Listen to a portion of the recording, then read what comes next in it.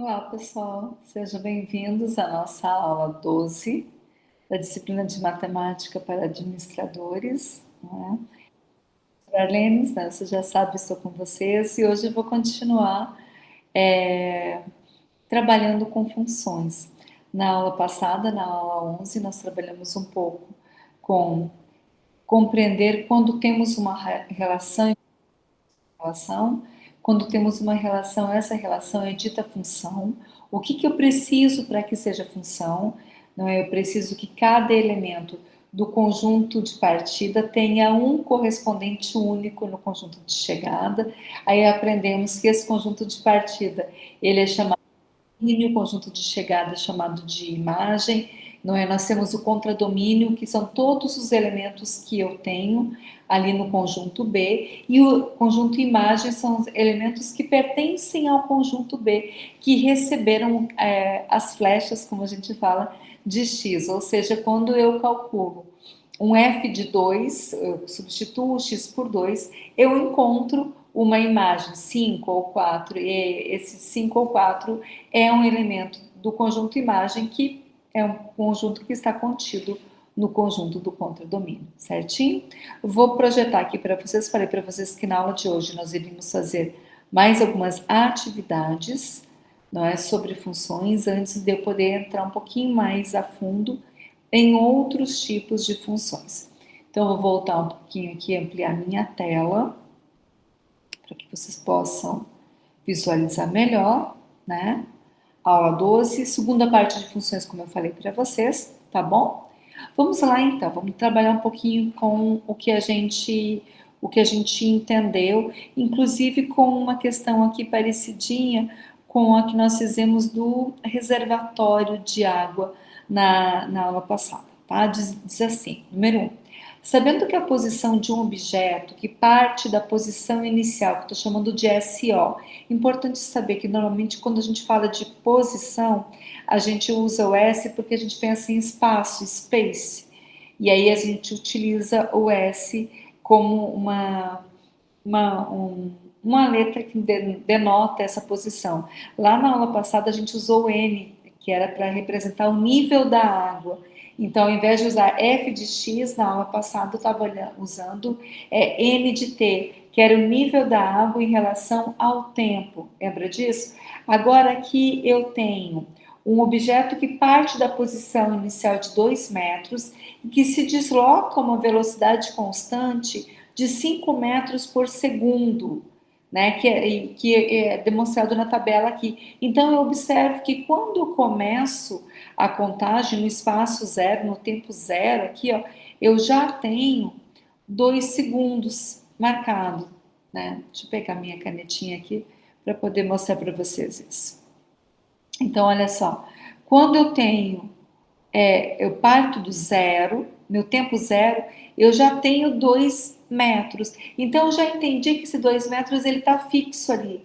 Porque o que vai variar? Vai variar que a cada segundo eu vou andar 5 metros. Eu tenho uma velocidade constante de 5 metros por segundo. Então, no primeiro segundo, observem que o tempo aqui, né, que nós estamos considerando, são segundos. No primeiro segundo eu tenho 5 metros que eu andei no segundo, mais 2 que eu já tinha, certo?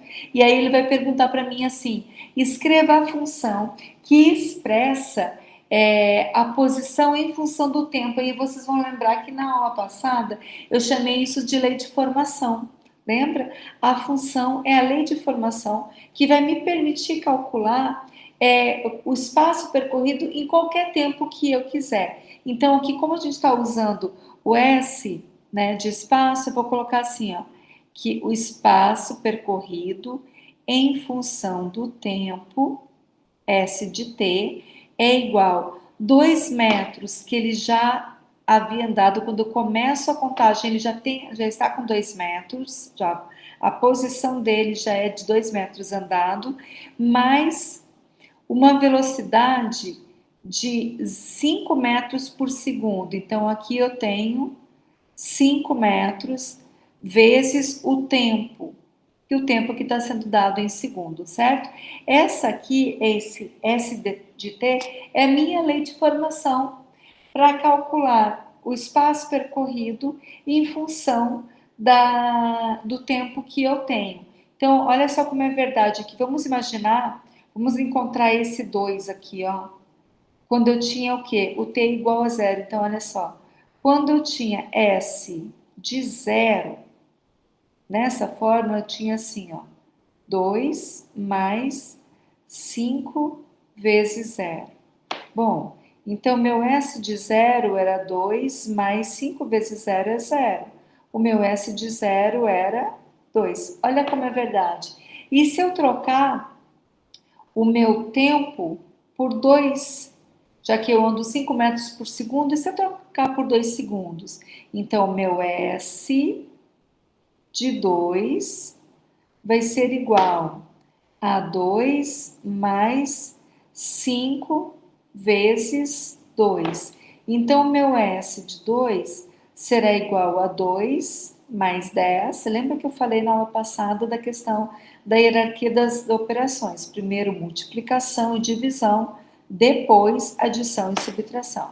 Então, meu S de 2 é igual a 12. E isso me permite calcular em qualquer tempo. Então, eu parei a tabelinha no 3. Imagine que eu queira calcular no 6, ou seja, quando meu S de 6, né? Meu S de 6, quando eu tenho 6 segundos, que vai ser 2 vezes 2, 2 mais 5 vezes 6. Então, eu terei 2 mais 5 vezes 6, 30. Portanto, meu S de 6, meu espaço percorrido depois de 6 segundos, será de 32 metros. Certinho? Bom, qual que é a posição do objeto após 20 segundos? O que eu preciso? Da lei de formação. S de t igual a 2 mais 5t. Preciso de S de t igual a 2 mais 5t. E aí, 20 segundos, gente, é S de 20.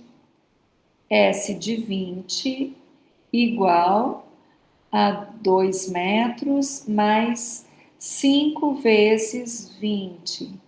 Ou seja, o meu S de 20 vai ser igual a 2 mais 100, né? Porque 5 vezes 20 é 100. Ou seja, o S de 20, ou seja, o espaço percorrido após 20 segundos será de 102 metros. Certinho? Que mais? Quanto tempo é necessário para um objeto atingir a posição 152? Observa que agora não é só substituir, porque eu não tô pedindo tempo, não são 152 segundos, são 152 metros. Então, eu estava com a lei de formação S de T igual a 2 metros mais 5 vezes T. Eu quero descobrir quanto tempo que eu levei para andar 152 metros. Então, no lugar de S de T, eu vou escrever 152, porque esse é o meu espaço percorrido, igual a 2 mais 5 vezes T são 5T. Então, já vou colocar aqui. Esse 2 vai passar para o outro lado, trocando o sinal. Então, eu tenho 152 menos 2 igual a 5t. Isso me dá 150 igual a 5t, tá? Lembra que na aula passada a gente falou da questão de ser comutativo? Se 5t é igual a 150, é porque... Se 150 é igual a 5t, é porque 5t é igual a 150. Assim fica do jeito que vocês gostam de dividir. Então, meu t é igual a 150 dividido por 5. O meu t vai ser igual a 30. 30 o quê? 30 segundos, porque a gente vinha tratando com segundos. A nossa medida de tempo é segundos. certo? Então, depois de 30 segundos, eu andei 152 metros, certinho? Vamos lá, então. Mais um. Deixa eu colocar aqui bem em frente a câmera. Isso. Em cada caso, determine o domínio e a imagem da função. Agora, eu quero que vocês prestem bem atenção aqui em mim, para que eu possa... Para que eu possa explicar para vocês. Olha só. Nós temos os elementos do domínio, que são os elementos que estão aqui no eixo de X, os elementos da imagem, que são os elementos que estão aqui no eixo do Y, certinho? Então, temos domínio e temos imagem. Aí ele pergunta assim, ó, em cada caso, determine o domínio da função, lembra? O domínio da função é um D de F. Domínio da função. Deixa eu até tirar esse parênteses, senão vocês vão achar que eu estou colocando aqui. Deixa eu tirar o parêntese, porque não é necessário. Melhor até, deixa eu arrumar isso aqui. Domínio da função são os valores de x. Ótimo. Domínio da função que eu tenho aqui. Que valores eu tenho? Vamos pegar aqui os valores de x, ó. Estão aqui no meu eixo horizontal. Valores de x. Então, eu tenho aqui o valor de x1, e olha que interessante, essa bolinha está aberta, significa que o intervalo é aberto, significa que o 1 não entrou. Então, o meu domínio está indo do 1 aberto, parêntese, para colocar o aberto, certo? Até, olha aqui, ó, o que eu tenho aqui? Uma bolinha fechada, então, 5, fechado. Esse é o meu domínio, certo? E agora, a minha imagem da função. Dá uma olhada que a minha imagem está no eixo do Y. Então, olha aí, não é porque a gente escreveu de 1 até 5 que vocês vão pegar 1, 2, 3, 4 e 5, sabe? Vocês vão pegar apenas a imagem onde está representado o gráfico, apenas os valores de Y, que são correspondentes aos valores de X. Então, eu observo, vocês também podem ver, que quando o meu X é 5, olha, tem um correspondente em Y lá, que é o 2, certo? Então, eu vejo que quando o meu X é 5, o meu Y, que é minha imagem, é 2. E vejo também que quando o meu X é 1, olha lá, ó, a minha imagem é o 4, embora ele seja um intervalo aberto.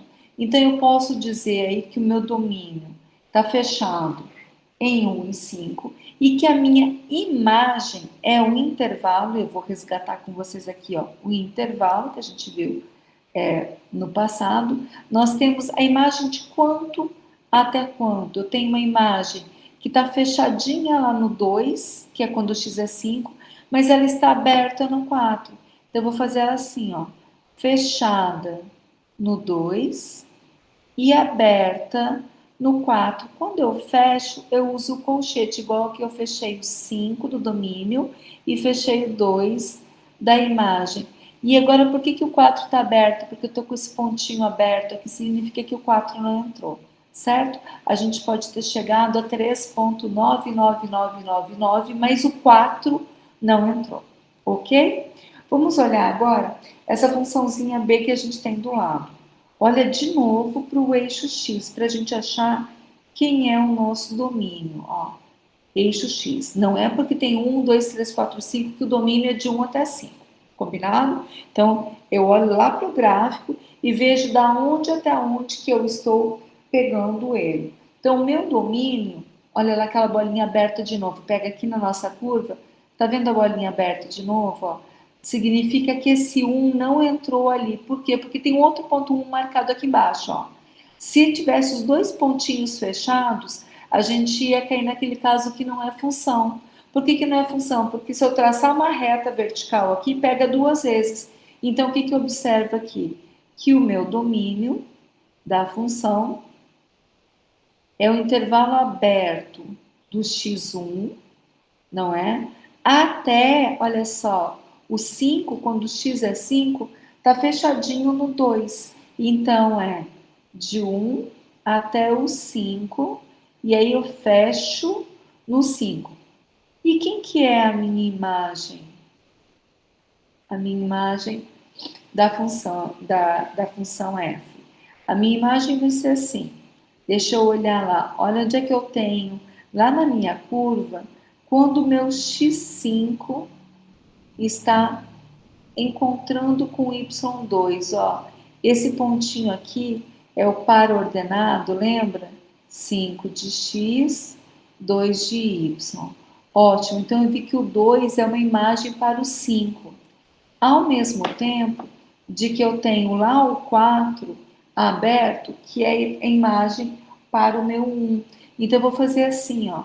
Vou falar que o 2 está fechadinho, porque o 2 é a imagem do 5, e o 4 está aberto, porque ele não entrou, ele está com o intervalinho aberto, ele não entra, certo? Ele chega perto do 4, mas não entra. Então, eu coloco ele como aberto. Isso, intervalo, significa que o 4 não entrou. É como se eu dissesse que eu tenho um valor que é menor do que o 4. Então, não pode ser o próprio 4, certo? Só que eu quero que vocês observem esse pontinho aqui, ó. Esse pontinho aqui tem uma imagem 1, tem um y1. Então, eu tenho essa imagem da curva que eu tenho aqui, unida com essa imagem 1 aqui, com esse elemento 1, que eu vou colocar ele aqui, ó. Unido com 1. Porque quando o meu x é 1, meu y é 1 também, tá bom? Depois, eu tenho aqui mais dois gráficos. Na letra C, vamos dar uma olhadinha no domínio da função, o domínio de f. O que eu tenho aqui?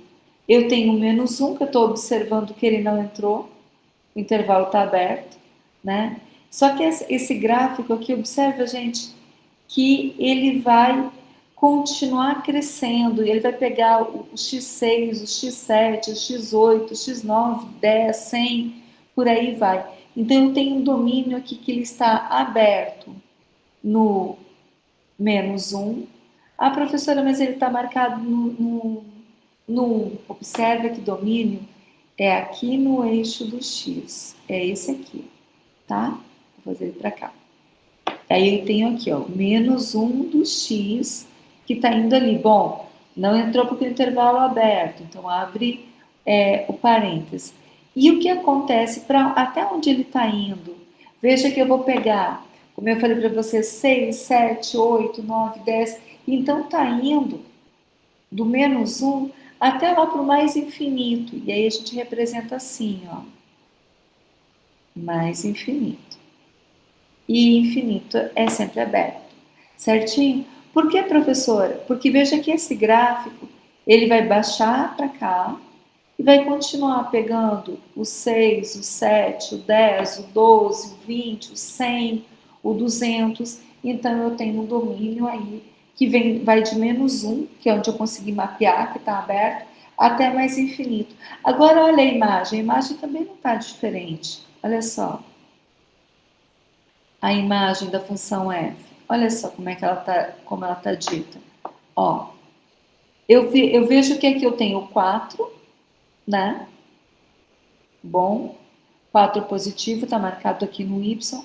Mas observem o seguinte, que essa imagem que eu tenho aqui, ela vai, como o x vai continuar crescendo, ela vai continuar crescendo. Então, deixa eu pegar esse menos 1 para vocês verem aqui, ó. Esse menos 1 aqui, ó, vai ter um ponto aqui. Essa reta, como eu falei, ela vai crescer para x10, 12, 100, 1000, 2000, e cada vez que ela crescer, ela vai ter um y correspondente. Só que esse y está abaixo do eixo do x. Aqui, olha o menos 2. Ele pega lá embaixo. Se eu tiver menos 10, se eu tiver menos 100 de y, também vou marcar pontos nessa reta que eu tenho aqui. Então, a minha imagem, gente, ela vai ser de um infinito negativo até o 4. certo? Por quê? Porque ela vai pegar tudo, deixa eu mudar a cor do meu pincel, ela vai pegar, gente, tudo que está para baixo aqui, ó, do gráfico. Lembra que o zero está aqui no meio? E aqui todos, aqui é menos um do y, menos 2 do y, menos 3. Então, esse gráfico vai continuar crescendo e ele vai pegar imagens que são negativas e infinito. Né? Ele vai crescer dessa mesma forma. Que ele continua decrescendo infinito, ele continua pegando y's negativos até o infinito negativo. Certinho? Depois, letra D. Vamos olhar de novo aqui na letra D. Na letra D eu tenho o seguinte, ó. Olha o domínio da função. Quem são os valores de x? Dá uma olhadinha. Esse ponto aqui, ó, ele quase chegou no menos 1, né? Do x. Estou olhando o domínio. Só que o que acontece? Esse gráfico aqui é um gráfico que vai crescer para cá, esse aqui vai crescer para lá. Então, eles vão crescer infinitamente também, tanto para menos x, quanto para mais x. Então, se eu penso assim, nossa, o meu x pode ser qualquer valor negativo e pode ser qualquer valor positivo. Então, eu posso dizer que o meu domínio são os reais, é o conjunto dos números reais. Porque eu vou pegar aqui, ó, eu tenho 1, eu tenho 0, eu tenho menos 1, eu tenho menos 2. Olha, como assim, professora? Leva ele lá em cima. Ó. Olha lá. Quando o x é menos 1, eu tenho correspondente em y. Quando o x é menos 0,5, dá um pontinho, tem correspondente em y. Quando o x é menos 1,5, eu tenho um pontinho que tem um correspondente no eixo y também, certinho? Então, esse ponto aqui, ó, ele é um ponto que tem o x menos 1,5 e o y é maior que 5. Aqui também, então eu estou trabalhando com o lado negativo do x, com o conjunto dos números inteiros negativos, ou com o conjunto dos números reais. E é da mesma forma aqui, olha só. Quando o x era 3, o y era 0. Agora eu tenho um x4, que tem um y3. Eu tenho um x5, que vai encontrar, que tem um y também, que é correspondente. Eu vou ter um x6, que vai até esse gráfico e encontra um outro y. E aí eu vou ter um x10, eu vou ter um x15, eu vou ter um x50. Cada um deles vai ter um y correspondente. Então eu vejo que meus valores de x, eles tanto podem ser um infinito negativo quanto um infinito positivo. Portanto, eu digo que meus valores de x são os números reais. E a imagem? Porque a imagem está limitada. Veja que ela não passou do menos 1. Ela foi até o menos 1, que a imagem é o y, né? Ela foi até o menos 1 e parou, não é? E o que acontece? Ela desce, não, ela só vai para o infinito positivo. Então, eu posso dizer que a imagem da função f, ela é fechada no menos 1 e ela vai para o infinito positivo. Quando eu falo infinito positivo, eu não preciso colocar o sinalzinho de mais, tá, gente? Se eu falar de infinito negativo, como eu falei aqui no primeiro, aí eu preciso colocar o sinalzinho de menos.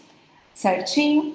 Bom, agora aqui em cada caso, determine o domínio e a imagem da função. E aí aqui está um pouquinho diferente. Por quê?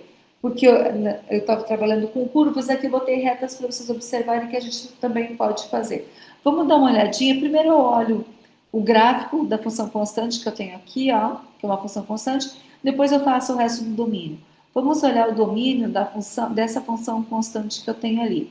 Quem que é ele? Veja, ele está aberto no 2, o 2 não pode ter os dois pontos fechados, né, gente? Senão seria um trator com dois valores. Então, não pode. Ele é aberto no 2 e ele vai, gente, olha lá, ele sai daqui, ele vai para o mais infinito. Então, eu tenho um domínio que ele é aberto no 2 e que vai para infinito positivo, mas não é só isso. Isso aqui está unido, aqui eu tenho um domínio, ó, menos 1. Quando x é 0, o y é 1. Quando x é 1, o y é 2. Então, eu também tenho aqui um conjunto fechado de menos 1, 0 e 1 para o domínio. Eu marquei o ponto aqui, ó, gente, em cima do menos 1. Que par ordenado é esse? Menos 1 de x. E se eu marquei no eixo do x, é porque o y é 0. Então, é o par ordenado menos 1 e 0. Aí, esse aqui que eu marquei no 1 do y. Se está marcado no eixo do y, é porque o x é 0. Então, é 0 e 1.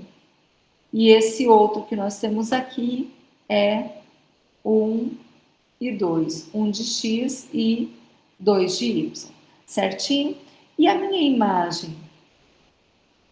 E a imagem da minha função f? Vamos ver de quanto a quanto que ela tá trabalhando. Eu vi que quando eu tenho o ponto menos 1 e 0, o meu y é 0. E está fechadinho. E também vi que o último ponto da imagem que eu tenho é um 4 aberto, porque não vai subir, eu tenho aqui uma função constante. Então, a minha imagem, ela vai ser fechadinha, a minha imagem da função f vai ser fechadinho no 0, que foi o ponto que eu marquei no x menos 1, e abertinha ali no 4, certo? Depois, nessa questão da letra F, também tenho duas funções constantes. Observe o seguinte, ó, vocês já viram que eu estou pegando todos os x que estão à esquerda do 2. Vou usar esse termo porque eu vou precisar dele daqui uns dias, tá bom? Então, o que eu tenho à esquerda do 2 do x? 1, 0, menos 1, menos 2, né? Fiz os gráficos, esqueci de marcar os zerinhos. E também tenho todos os valores à direita do 2. Então, à esquerda do 2, o domínio que está à esquerda está vindo do menos infinito. Então, lá no meu domínio, eu vou fazer assim, ó.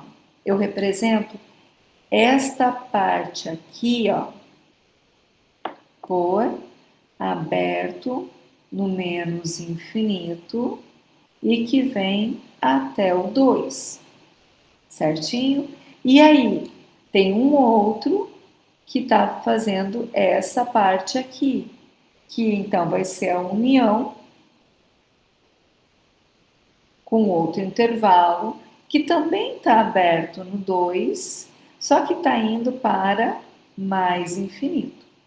Então, o meu domínio é do 2 aberto para menos infinito, do 2 aberto para mais infinito. Ah, professor, por que a senhora não colocou os números reais? Porque o 2 não está entrando. Vocês viram que os dois estão abertos, os dois pontinhos estão vazios, né? Significa que o 2 não entrou. Então, eu tenho do 2 para a esquerda e do 2 para a direita, mas em nenhum dos casos o 2 entra.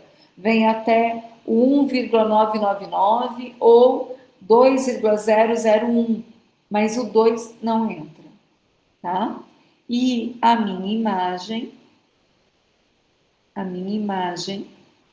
da função f, deixa eu dar uma olhadinha no y. O que está acontecendo lá no y? Eu tenho o 1 marcado, né, da função constante, e tenho o 3 marcado da função constante. Então, o que eu tenho ali? O intervalinho fechado entre o 1, que está aqui, né? Quando o 2 não entrou, mas ele tinha como imagem o 1. O 2 não entra no intervalo, mas ele tem como imagem o 3. Então, eu tenho aqui no eixo do y, olha aqui a minha imagem, ó, conjunto fechado do 1 até o 3. Conjunto fechadinho do 1 até o 3. Certo? Nessa outra aqui, eu fiz do 0 até o 4. Podia ter feito assim para vocês verem, ó. Tudo isso aqui é a imagem, porque é o espaço que eu tenho aqui do 4 até o 0, tá? Considerando o gráfico da função, ao lado determine o domínio e a imagem da função f. Então, essa primeira parte do mesmo jeitinho. Vamos lá. O domínio da função f são meus valores de x. O que eu tenho lá? O x menos 1, que está me dando esse ponto aqui, ó, e está fechadinho no menos 1, até o 4, que ele está aberto aqui. Então, eu tenho domínio fechado no menos 1, aberto no 4. Tá? Depois, a minha imagem, a imagem da minha função, ela está indo do menos 1, deixa eu pegar aqui para vocês fazer aquele, olha o espaço que eu percorro no y, ó. Fechado no menos 1, gente, só um pouquinho que eu preciso fazer uma correção aqui, espera aí. Eu tenho um ponto perdido lá no meu domínio, olha aqui, ó. Olha aqui. Esse pontinho aqui, ó, ele tem um domínio, ele é do domínio 4, ó. E ele tá fechado, eu só vi esse aqui de baixo, desculpem, que estava aberto. Ele tem, então, é fechado no menos 1 e fechado no 4. O 4 tem que entrar no domínio, senão esse ponto aqui fica fora, ó. Como o domínio são todos os valores de x, nesta curva que nós estamos vendo aqui, ó, o 4 não entra, mas existe um pontinho dele lá em cima. E aqui na imagem da função f, eu tenho todo esse espaço que vai do menos 1 até o 4, e também é fechadinho. Então, do menos 1 até o 4. Certinho? Letra B. Essa aqui foi a letra A. Letra B. Encontre o f de 1, o f de 2, o f de 3 e o f de 4. Tá? Deixa eu marcar de azul aqui para não ficar bagunçando a vida de vocês. F de 1 é o valor de y quando x é 1. Então, vamos olhar. O x1 está aqui. Quando o x é 1, o f é menos 1. Então, o f1 é menos 1. F de 2 é o valor de y quando o x é 2. Quando o x é 2, olha lá, quem que é o y? 2 também. Então, meu f de 2 é 2. O f de 3 é o valor de y quando o x é 3. Quando o x é 3, está aqui um pontinho, o meu y também é 3. E o meu f4, quando o x é 4, o meu y é 4. Quando o x é 4, o meu y, o meu f é 4. 4 e 4. Os valores de x para os quais o y é 4. Então, para quais valores de x eu tenho y igual a 4? Eu tenho para x igual a 4. Para x igual a 4. Quando x é 4, o meu y é 4. Tenho de outro lado. Quando o meu x é menos 1, o meu y também é 4. Ó, x menos 1, y 4, x 4, y 4. Então, eu tenho x igual a 4 e x igual a menos 1. Então, eu tenho um x menos 1 marcado com 4, um x4 marcado com 4. Em quantos valores de x possuem imagem igual a 3? Quantos valores de x possui o y3? Um deles é o 3. Esse x3 aqui possui imagem igual a 3. Mas tem um outro, tem vários aqui, tá, gente? São vários, vários. Um deles é o 3. Vários. Um deles é x igual a 3. Deixa eu mostrar para vocês por que são vários. Quando o meu x é 3, o meu y é 3. Pronto. Esse ponto aqui vocês viram. Mas tem outro. Vamos pegar de laranjado. Olha só. Esse ponto aqui, ó, tem y igual a 3. E tem um x que ele é um pouquinho maior do que o 2. Que pode ser, de repente, 2.01, 2.1, né? É um pouquinho maior do que o 2. Eu sei que não é o 2, porque o 2 tem y4. Mas como a curva passa pelo 3, sobe e depois volta no 3, eu tenho mais de valor de 3. Um deles é o 3. O 3 eu posso afirmar. E quando eu olho lá do outro lado, olha só, deixa eu pegar isso aqui, ó. Esse ponto aqui também tem imagem 3. Esse ponto aqui, gente, é um pouquinho maior do que menos 1. Talvez seja menos 0,8, menos 0,9, não sei ao certo. Sei que eles são maiores do que menos 1. E para quem está achando estranho eu falar assim, o zero é maior que qualquer número negativo, lembra disso. Então, 0 é maior que menos 1, menos 0,5 é maior que menos 1 é maior do que menos 2 é maior que menos 3 e por aí vai, tá certo? Então eu consigo, olhando nesse gráfico aqui, achar os valores de x um pouco maior do que menos 1, tipo menos 0,8, não está marcado no gráfico, um pouco maior do que 2, tipo 2,1, e o 3 eu consigo mostrar direitinho porque o 3 está marcadinho no gráfico, tá? Então, assim, quantos valores de x possuem imagem igual a 3? São vários, né? Eu posso citar um deles? Posso citar o 3, tá bom?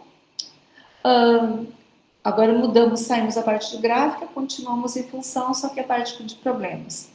O custo de fabricação de X unidades de um produto é dado pela função custo. Isso aqui é importante para vocês, tá?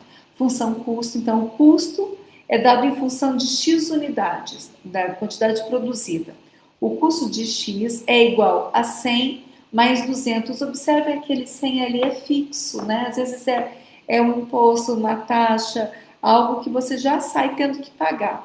100 não mexe. É igual lá no livro do reservatório que nós fizemos, que tinha 12, que a gente não mexia, ou lá no deslocamento que tinha 2, né? Que já era, quando você sai do ponto zero, quando você inicia, já tem ali o 100, ele sempre vai estar. Qual é o custo de fabricação de 10 unidades? Então, deixa eu pegar aqui para vermelhinho. Custo de fabricação de 10 unidades, o que eu vou fazer? No lugar do X, eu vou colocar o 10. Vai ficar assim. O custo de 10 vai ser igual a 100 mais 2 vezes 10. Então, o custo de fabricação de 10 vai ser igual 2 vezes 10, 20 com 100, 120. Qual o custo de fabricação de 20 unidades? Gente, isso aqui parece brincadeira. Eu vou até falar uma coisa para vocês. Eu botei uma questão dessas numa prova uma vez. Não foi para vocês, tá? É que eu já trabalho com isso tem um tempo. E aí o que acontece? Eu dobrei as unidades, né? Vocês viram que a gente perguntou o custo de fabricação de 10 unidades e deu 120.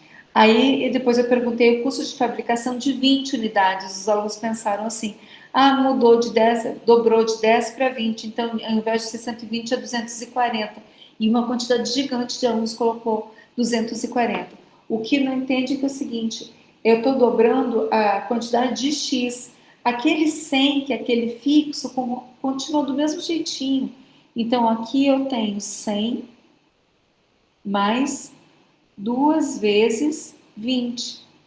Então, vai ficar o custo de 20, 2 vezes 20 são 40 com 100, 140. E eles colocaram 240, tá? Então, fiquem de olho nisso, porque não é porque eu dobrei de 10 unidades para 20 unidades que aquele 100, que é meu custo fixo, dobrou também, tá? Quantas unidades podem ser fabricadas com um custo de R$ 200? Agora aqui é diferente, ó. É igual uma que a gente já fez o seguinte: o meu custo de X é 100 mais 2x. 100 mais 2x. Agora eu estou perguntando quantos x, porque eu já sei que eu tive um custo de R$ 200. Então, é 200 igual a 100 mais 2x. Esse 100 vai mudar de lado, vai passar para cá. Fica 200 menos 100 igual a 2x. 200 menos 100 são 100, igual a 2x. O que eu vou fazer agora? Vou passar o 2 dividindo o 100. Então, meu x vai ser igual a 100. E o 2 que estava multiplicando o x passa dividindo o 100. Portanto, quantas unidades eu fabriquei para ter um custo de R$ 200? 50 unidades. Certinho aí? Eu queria que vocês prestassem bastante atenção, porque essa questão da função custo é uma questão que a gente vai recorrentemente trabalhar. Função custo, função lucro, função receita, tá? E aí eu preciso que vocês fiquem atentos mais a essa parte, que é a parte bem do curso de vocês. Número 7. Mais um pouquinho, tá, gente? Já eu termino. Um vendedor de assinaturas de uma revista ganha R$ 2.000 fixos. Se ele vender uma revista, vender 20, vender 50, aqueles 2.000 ali, ou não vender nada, aquele 2.000 é fixo, é com aquilo que ele conta, né? De salário fixo mensal. Mais uma comissão de R$ 50 por assinatura. Sendo X o número de assinaturas vendidas por mês, expresse o seu salário em função de X. Então, o salário dele, ou seja, o S de X, vai ser igual a esses R$ 2.000, que já é fixo dele, mais R$ 50 vezes a quantidade que ele vender. Então, imagina que ele venda 100. Não? Então, 100 vezes 50 vai dar 5.000, né? Que 100 vezes 5 é 500, 100 vezes 50 são 5.000. 5.000 com 2.000, um salário de R$ 7.000. Mas e se ele vender só uma? Se ele vender só uma, o salário dele vai ser de 2.000 mais 50, certo? 2.050, portanto. Vamos lá. Uma livraria vende uma revista, não, vende por R$ 5 a unidade. E não tem nada fixo aqui. É 5 vezes a unidade. Então, seja X a quantidade vendida. Obtenha a função receita, tá? Então, a minha função R de X é igual a 5x, tá? Uma unidade, R$ 5, 2 unidades, R$ 10, 3 unidades, R$ 15, por aí vai. Calcule 40 unidades, aqui é o valor de X, ó. Então, vai ficar assim, R de 40, lembra, o que é R de 40, professora? É o valor da imagem quando X vale 40. Então, vai ficar assim, 5 vezes 40. 5 vezes 4 são 20, 5 vezes 40 serão 200, ok? Que quantidade tem que ser vendida para ter uma receita de 700? Vai lá na fórmula original. A receita em função do x é igual a 5x. Essa receita já me foi dada, que é de 700, igual a 5x. Então, aqui vou fazer 700 dividido por 5 igual a x. E 700 dividido por 5, deixa eu pegar uma calculadora bem aqui. 7 por 5 dá 1, fica 20, por 5 dá 4, 140. Então, x igual a 140 unidades de revista. Certinho? Confere aí que é bem 140 que a gente encontrou. 14 vezes 5 são 70, então 700 por 5 são 140. Para terminar, chama-se custo médio de fabricação de um produto, o custo de produção dividido pela quantidade produzida. Então, o custo médio, por isso que tem esse ME aqui, ó. Custo médio é o custo da produção, que é o CX, dividido pela quantidade produzida, que é X. Muito bem. Só que o CX, o custo de produção, é dado por 500 mais 4x. Qual é o custo médio da fabricação de 20 unidades? Ué, vou colocar no lugar do X o 20. Então, vai ficar assim, o custo de 20 unidades vai ser igual a 500, que eu estou entendendo aqui que está fixo nessa questão, mais 4 vezes 20. 4 vezes 20 são 80. Com 500, o custo de 20 unidades é igual a 580. O custo de 20 unidades não. O custo total, não, é o custo para fabricar 20 unidades são 580. Agora eu quero o custo médio. Então eu tenho que pegar o 580 e dividir por 20. Para eu ter um custo médio, eu vou pegar o 580 que eu tenho aqui e vou dividir por 20. Para facilitar, gente, eu vou simplificar aqui, ó. 58 dividido por 2 dá 29, né? Porque 30 mais 30 é 60. Dá 29. Então, o custo médio da fabricação de 20 unidades vão ser 29, pode ser reais. Ele não me disse aqui se é real, mas pode ser real, né? Agora, e o custo médio para a fabricação de 40? Ué, primeiro eu calculo o custo das 40, depois divido por 40. Então, o custo da 40, que é o C de 40, vai ser os 500 que são fixo, mais 4 vezes 40, dá 160. Então, isso aqui, 4 vezes 40, 4 vezes 4 é 16, então é 160, dá 660, tá? Para eu calcular o custo médio, eu vou pegar esse 660 e vou dividir por 40. 660 dividido por 40. Vou fazer a mesma coisa aqui. Vou simplificar, 640 por 4. 6 por 4 dá 1. Ficam 26. 26 por 4 dá 6. Sobram 2. Com 0,20 por 4 dá 5. Então, o custo fica 16,50. Depois confere para mim, tá, gente? Mas na minha cabeça tá dando isso daqui. 6 dividido por 4 dá 1. 1 vezes 4, 4 fica 26 por 4 dá 6. 26 menos 24 ficam 2. Bota uma vírgula, fica 20 por 4 dá 5. Tá certinho. Quantas unidades podem ser produzidas quando o custo médio de fabricação é R$24? Agora, o que acontece? Deixa eu até ver se eu tenho espaço para fazer. Eu não deixei espaço. O que acontece aqui? Eu estou falando que o custo médio é R$24. Então, eu estou usando nesta fórmula aqui, vou ver se eu consigo fazer aqui em cima. Ó. Nessa fórmula aqui, ó, eu estou usando 24. Ó. 24 igual... Quem que é o custo de X? É 500 mais 4x dividido por x. Aqui eu posso fazer uma coisa que a gente utiliza muito em matemática, que é igualar, colocar o 1 e multiplicar em x.